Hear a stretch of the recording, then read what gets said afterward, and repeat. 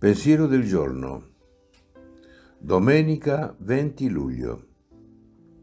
L'amore non calcola. Tutta la legge raggiunge la sua pienezza in questo unico precetto. Amerai il prossimo tuo come te stesso.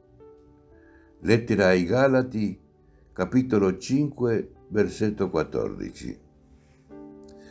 È una parola dell'Apostolo Paolo, breve, stupenda, lapidaria e chiarificatrice. Ci dice cosa deve essere alla base del comportamento cristiano, cosa lo deve sempre ispirare: l'amore per il prossimo.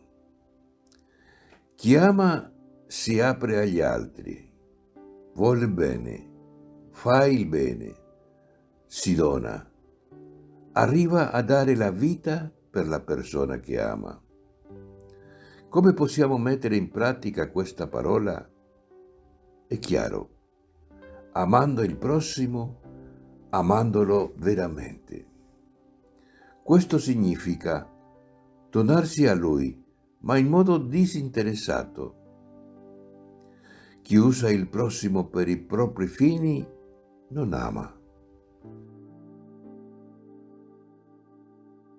Chiara Lubich, estratti dal commento alla parola di vita, giugno 1983. Ciao, se ti è piaciuto questo video, metti mi piace, dito in alto, e iscriviti al canale.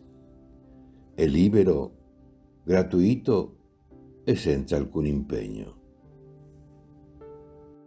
Parola di vita. Luglio 2025. Invece un samaritano che era in viaggio, passandogli accanto, vide e ne ebbe compassione. Vangelo di Luca, capitolo 10, versetto 33.